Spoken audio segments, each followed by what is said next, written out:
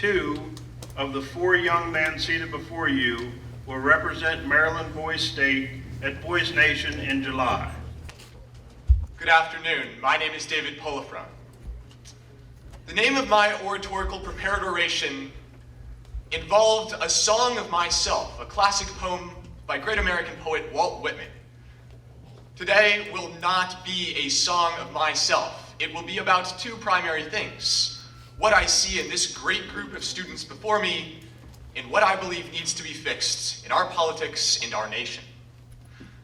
For my leadership qualities, yesterday I took the floor as the assistant floor leader. I was able to serve on all committees, and I observed you all deliberating over important issues before us, from marijuana legalization to gun control bills. You all took on extremely difficult and contentious issues, and you deliberated over them beautifully. You all came to conclusions that were important, and I appreciated all of your discourse. Unfortunately, there were times on the floor debates where it became necessary to restrict some of this discourse. While I apologize for having to cut down some of this time, I did what I believe is absolutely necessary. And I think that's a key part of what makes me a useful leader. That I'm willing to compromise on certain pieces of legislation, say, but never to compromise on my values. And also, I believe that the study of what we do in this nation must be led by what is done around the world. For example, the presidential impeachment of Brazilian President Dilma Rousseff in Brazil illustrates executive mismanagement, things which I do not wish to exemplify. Good afternoon, Boys State. My name is Maxwell DeSpaldo. When I found out I was accepted into Boys State, I knew I wanted to go and put my best foot forward. When I arrived here, I was surrounded by highly qualified leaders, but that didn't stop me from wanting to run for senior senator. I still looked at it as a regular position, and I wanted to aim high. And I still look, and I see amazing people who want to serve their country one way or another. Even when we have terrorist threats, people will still stand up for what is right. And that's what I want to represent at Boys Nation. They'll stand there and they'll look at bigger states like Texas or California and think that's where the great leaders come from. But I feel they overlooked Maryland Boys State, one of the finest classes, in my opinion, in Maryland. Us today. And here we stand, voting on who we want to represent.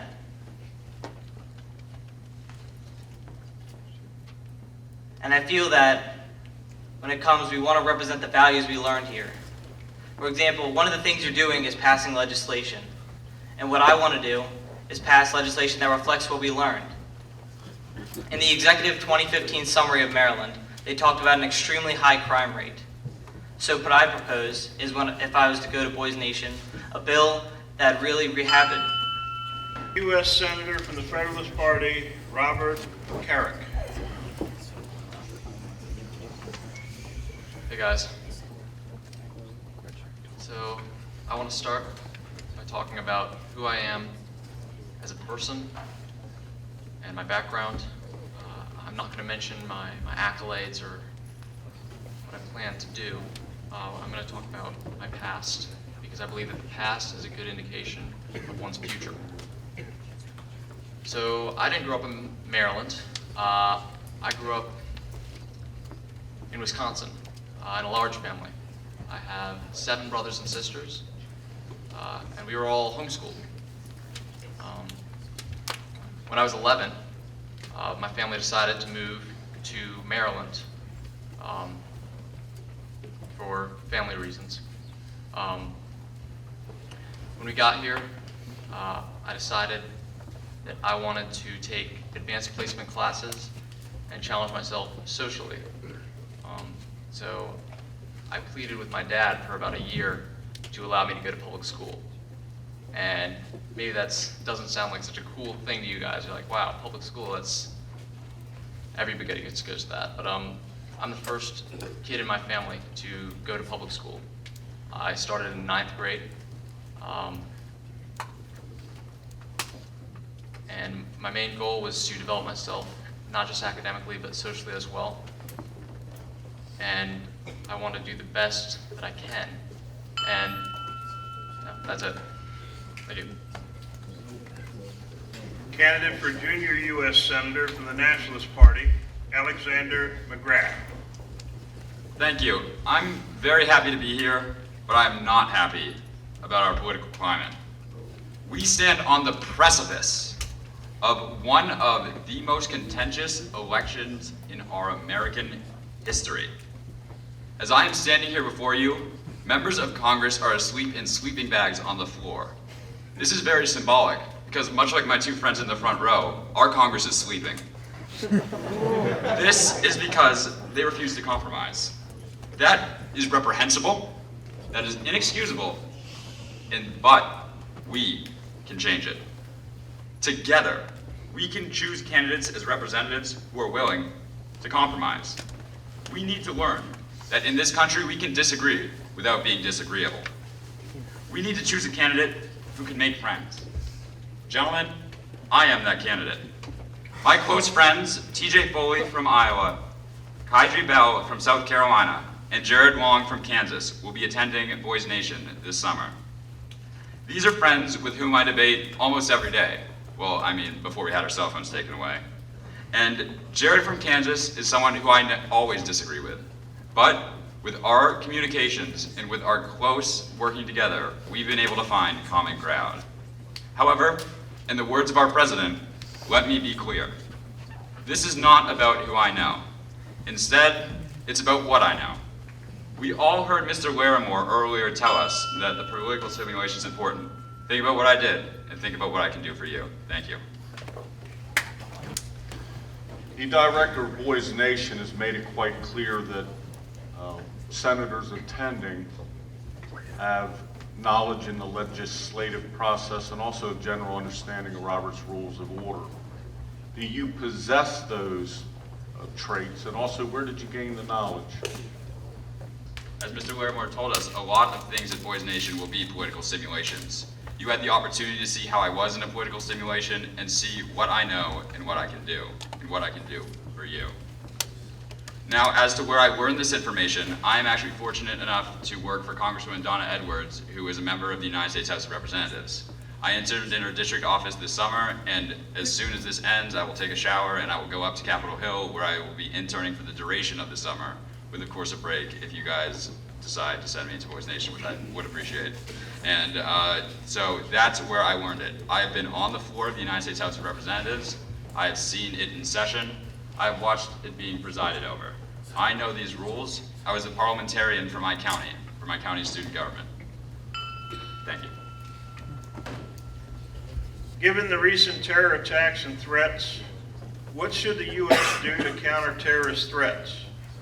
What should the U.S. do to combat terrorism around the globe? And would you support a significant commitment of U.S. ground forces to fight terrorism? Fear does not deserve to drive the process of our immigration. My great-grandfather came over in the early 1900s. He was an Italian immigrant by the name of Filippo Polifroni, and he came over for a better economic future. On the other side of my family, well, they came over a much longer time ago, before the United States was even officially a state. But they came over to avoid Protestant and Catholic conflict. And if anyone ever issued them a religious test, well, they might not have survived. Anyway, continuing on from our immigration policy, I believe there are two primary ways in which United States policy should respond to terrorism, and one that it should not take. First, it should combat the ideology of these terrorist groups. And second, it should work to fix the underlying causes. The thing that it should not do is commit ground troops.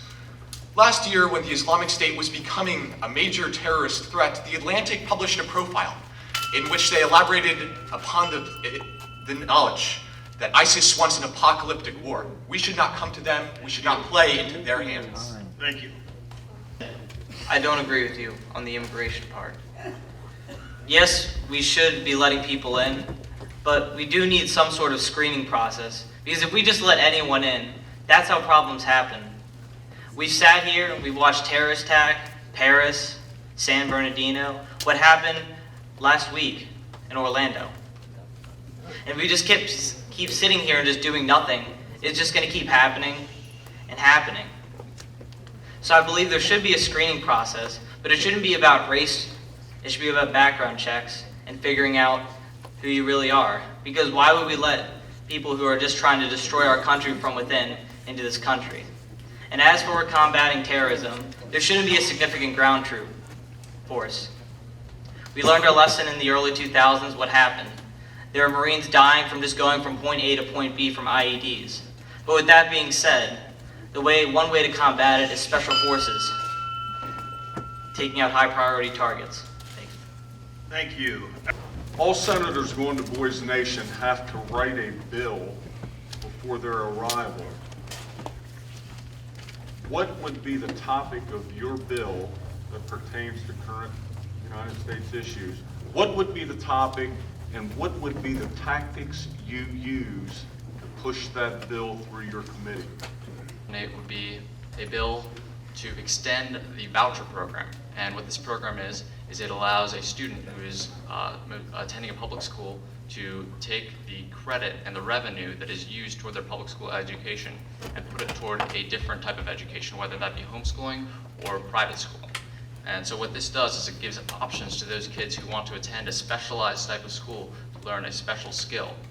And I think that this is something that would be beneficial for not just Maryland, but also the United States. It's somebody who's passionate about public health and medicine. One issue that's been of great concern to me over the last year or so has been the growing opioid epidemic in America. It's a root cause of heroin addiction, which we see within our own state and is especially tragic. It leads to the deaths of hundreds of great potential lives. In order to fix this, I would pursue two major parts. First, I would work to legislate against those doctors creating what are called pill mills, where they essentially issue drugs such as Vicodin and Percocet just for payments with little consideration of what the actual pain is. The second part of this legislation would consider pregnant mothers. It's an even greater tragedy to see those babies in pain at birth because they are born addicted to the same drugs that their parents are. To fix this should be a public health issue. Mothers that are addicted to opioids or heroin should seek help and avoid prosecution laws that only entrap them. They should seek help, not avoid prosecution. Majority of nations in the world that still uses death as a penalty for certain crimes. Many see the penalty as barbaric and against American values. Others see it as a very important tool in fighting violent, premeditated murder. Two things have once again brought this issue to the national debate. One is the release of some highly publicized studies that show a number of innocents had been put to death. The second issue is terrorism and the need to punish its perpetrators. What are your thoughts on the death penalty, and should it be abolished? Back in the dawn of humanity, as you all know, the Code of Hammurabi, an eye for an eye. That was a long time ago. Now we're more civilized, and using the death penalty is really just ineffective. And some people might say it's used to just clear up space in a jail, to put more people in. I disagree with that, because there are some people, and don't get me wrong, but if you're going out and you've killed maybe 50 people, you really deserve to stay here and just live in a jail. That might be an easy escape for you. I feel like that's not right. But then again, there are people who are innocent that are dying. So I think if we stay and be more moderate with it, and not just put to death so many people, we can keep it. Because there's some times where I believe it is justified. Fellow citizens, we are not getting the full picture. Counterintuitively, it actually costs more to put someone to death than it would to keep them in life without parole. Now, you would wonder why, and the reason is that in America, we are based on the presumption of innocence and on the rights of the defendant. Because of this, you can appeal at many times, and because of the lengthy and expensive appeals, it will invariably cost more to send someone to death than to keep them in life in prison. So if you want to make an economic argument, choose another one. We'll stay on the topic of death, but we'll go in another direction. In the last 5-10 years or so, different states around the United States have addressed assisted suicide, including the state of Maryland. That bill is not passed yet, obviously. What are your thoughts on assisted suicide, taking for granted we're dealing with a person that is terminally ill and of sound mind? What are your thoughts? If you're terminally ill and you want to go out looking well and not looking weak, barely being able to breathe, and in excruciating pain, I feel like you have the right to choose that and make that decision.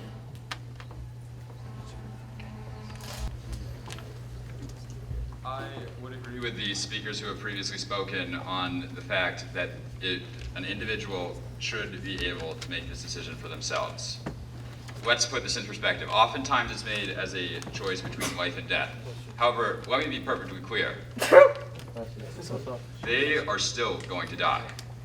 Regardless of the choice, at the end they will die.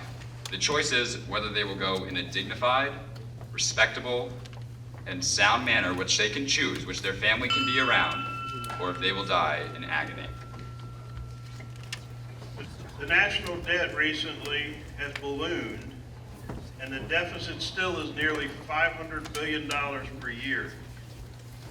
Given the importance of the federal government to the Maryland economy, to what extent should solutions involve reforms to entitlement programs such as Social Security and Medicare?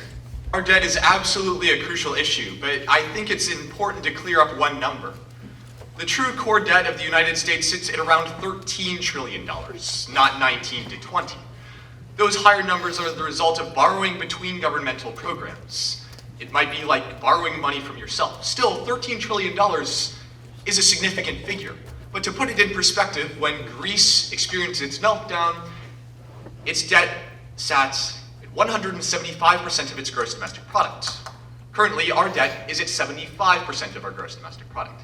This is, though, an issue to address now. The way to do so is not to cut entitlements. The common idea of raising the retirement age would in fact be racially ignorant, because minorities enjoy lower life expectancies and thus will be less able to enjoy these benefits. Instead, we should go after corporate inversions and tax loopholes, like those that were discovered in the Panama Papers just in the last 3 months. These companies are moving all of their business, in quotes, to Ireland, while still conducting their business here. Companies such as Pfizer and Allergan are doing this at massive rates, at the cost of all of us. In modern U.S. history occurred in an Orlando nightclub 2 weeks ago. The issues of privacy against surveillance, metadata collection, and profiling were raised again, along with their impacts on the ability of law enforcement to properly provide security against such attacks. How do we as a citizenry balance between privacy and security? And are there changes required to our laws regarding this area? I'm going to state Moore's law here, and that is that the amount of processing power in a microchip doubles every 18 months. So what this means is that as time goes on, we're going to have more and more possibilities for government surveillance, not just of the internet, but also of our phones, and also with the rise of big data with companies like Facebook and Google. The government is able to know almost every aspect of our lives. So I believe that the Patriot Act should be repealed, and personal freedom and personal privacy should be protected. That's my opinion. Horror of the classic debate between public order and individual freedoms. However, just as Shank versus United States stated that you cannot shout fire in a crowded movie theater, you also shouldn't be allowed to threaten jihad in a gay nightclub. These issues do cut to the core of public order, and the tragedy in Orlando implies that we have to do a bit better. Indeed, we should repeal the Patriot Act. We should seek to undermine secretive surveillance programs, but at the same time, we should guarantee public order and safety. This must take precedence, I believe, because otherwise we're going to continue this trend. And this fits in with what I've previously stated about combating the ideology of terrorist groups in order to limit the spread of their messages. My question would be that in recent years, a number of corporations have moved their headquarters overseas to avoid U.S. corporate income taxes which are clearly higher than most other industrialized nations. In other words, they've stashed billions of dollars in profits overseas, also to avoid corporate taxes. What should be done about this? Should we lower our corporate income tax rate? One of the reasons that corporations are moving their business is because of such a high tax. And while we can say that they have to give their fair share, it might also be because they don't want to have to pay such a high tax because maybe they're still growing. It's harder for growing businesses to just pay a bunch of money to the government when they're really not seeing much getting done. If they're not benefiting, why would they want to do it? Where they can move over to another country and watch their business thrive. And we give them that option. So if we're going to just keep our tax high, we have to have some sort of repercussion for them to move their country over. Something like harder to do business with the country. Or citizens aren't able to get as much product from them. Borders overseas is definitely a large problem. I believe that an even larger problem is companies moving their manufacturing overseas as well. What the United States has right now is a very high corporate tax and also very high amounts of regulations. This encourages companies to move overseas. So what we need is stricter regulation and higher tariffs, and we need a wall, basically. Not a physical wall, but an economic wall that makes it harder for companies outside the United States to do business. It'll give those companies that stay inside the United States a competitive advantage over those companies that choose to move outside of the United States. Standardized testing, Common Core, and more broadly, the role of the federal government in education are all hotly debated issues in our country. Please explain, does a standardized curriculum and standardized test provide a higher quality education? And should they be eliminated and returned to the states as individual decisions amongst the states? Most of us are taking the SAT or ACT. And colleges look at that because you could be coming from one state where the teachers just hand out A's for just handing in paper and a piece of paper, and it might be all wrong, but you still get an A, compared to someone who has to work hard every single day and barely gets a B. So for us to have a standardized test, that levels the playing field to show really who is ready for that college and who isn't. Because if we just went off of grades, they could be taking the wrong people that would just be failing out. And that's one less spot for someone who really deserves to go there. As for standardized curriculum, it really depends on the quality of the education. If the curriculum is bad, well written, and really disorganized, then the whole country will have a terrible education. But if people come together and do it properly, then we can have a good education for every single person, and not have some areas where people are educated poorly. Yes. 2001 was sort of a bad year for legislation. We first got the USA Patriot Act, which I told you guys that I'm not in favor of, and then we had the No Child Left Behind Act. Now what that did is it gave the federal government the authority to ensure that standardized tests are done. At the time, it had great intentions. It had really good intentions. It wanted to make sure that every single person had the same opportunities and the same meter stick. However, it didn't work out so well. People were teaching to the test, and we cared more about numbers than we did about students. And as you guys all know, students are much more than just a number. Now, my opponents are certainly correct. There's got to be some way that we can ensure quality through standardized testing. That's why I propose we get rid of the PARCC test and we replace it with taking the ACT during the junior year. The ACT is a test that shows college readiness. It's also a test that shows what you've learned. That will accomplish what the state wants to accomplish. Some schools are better than others. Some schools have better teachers. Some schools are from more affluent areas. And what standardized tests do is they equalize it for everyone. So if you go to a school in a poorer area and your teachers are not as good, you can study on your own and you still have a chance of getting that same credit that somebody in a different area with more access and better opportunities has. So I think the standardized tests are an important part of our education system. I also believe that the SAT and the ACT are both also important parts of our education system because they also equalize the playing field for everyone all over these United States. Thank you. Indicator of what your SAT score will be is your family's income. That is a fact. The number one most reliable indicator of how well you will do on a standardized test is your family income. It is not time prepared. It is not amount of time read. It is your family's median income. Following up with the final reason why people would take the ACT, why the ACT should be taken is because people would take it seriously. No one took the PART test seriously. This question comes from one of your citizens, and also I have some questions as well. But your citizen asks, a very key problem that has arisen in the world recently has been the Iranian deal. How do you feel about this deal? How, if at all, would you have done it differently?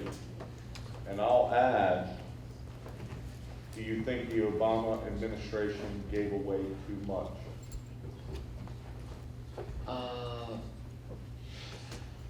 I think that having another player on the global market is a good thing.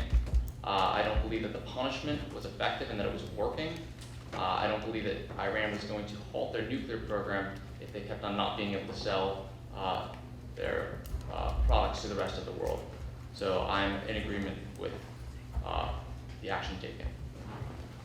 Over the last 8 years, it makes it impossible for Iran to develop a nuclear weapon because of the precise specifics of what the deal actually includes.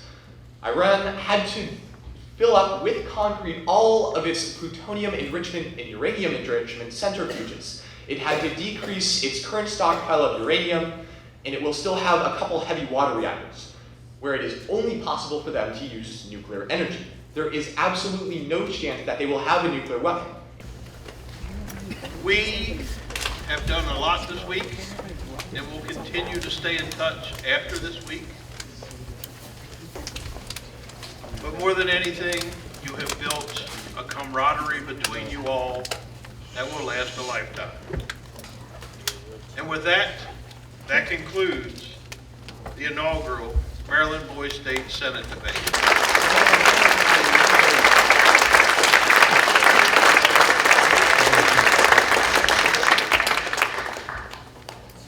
Now for closing statements.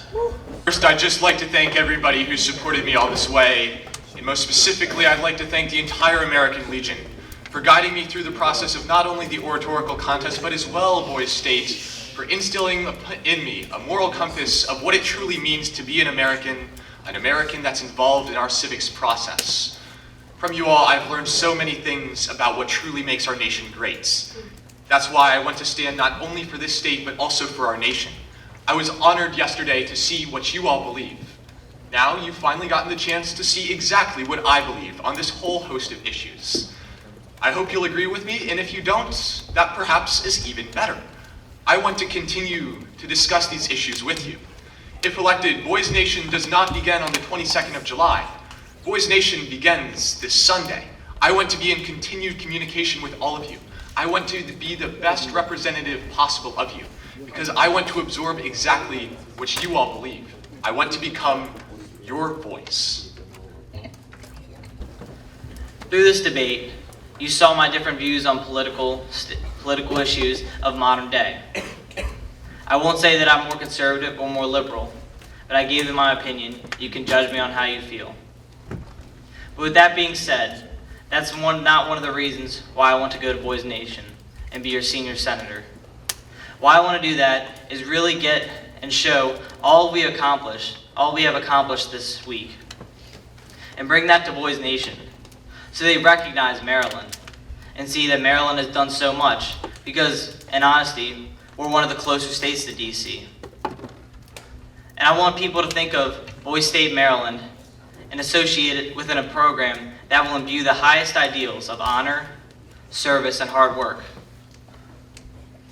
I'll finish off my closing statement with a quote. At the 2016 United States Naval Academy graduation, the Secretary of the Navy went up to his rising seniors and told him told them, Annapolis is your home, take it, and show everyone around you what you stand for. So I want to go to Boys Nation, represent our home Maryland, and show them what we stand for. Thank you. I wanted to say that I've enjoyed this debate, and I think that we have some very qualified people on this stage. If I go to Boys Nation, I will represent you, and I will do my best to represent the state of Maryland in a favorable way. That is all. One of the things that I noticed is that every time that I said something, about half of you would either nod your heads or visibly show me that you disagreed. And I appreciate that. I want to have a conversation with all you guys about how I can incorporate your views into what I did. You're doing it right now, that's perfect. And so I think that we together can make this happen. I'm someone who believes in compromise. I'm someone who respects other people. A lot of you saw when I asked the man who came up and told us that God was the foundation of our nation some very tough questions. Well, afterwards, I went up and shook his hand and I just spoke with him, and he gave me a business card. He said, I want to speak with you and I want to work with you because you have and we can find some common ground. And so because of that, I think that I'm someone who can compromise, I'm someone who can represent your interests, and my opponent has graciously agreed to my idea that tomorrow and at dinner we will be available for any and all of your questions. I would love to speak with you. I'd love for you guys to sign my poster. And together, we can elect a great senator to Boys Nation. Thank you.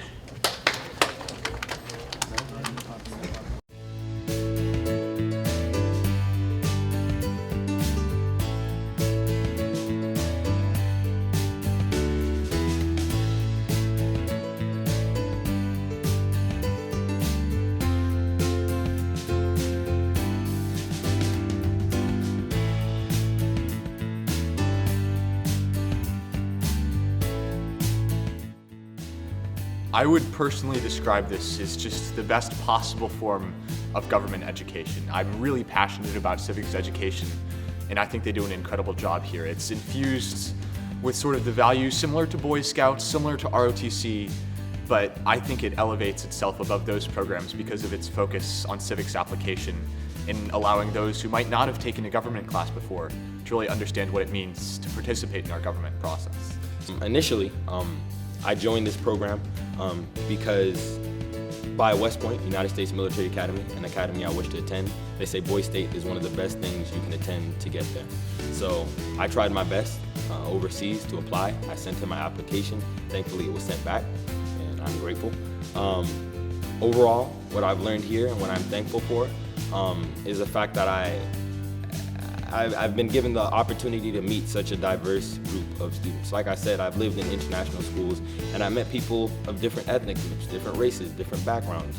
But here, though a lot of people are the same in that sense, a lot of people here have very diverse mindsets, very diverse ways of thinking, very diverse accomplishments. We have people from Boy Scouts, National Honor Society.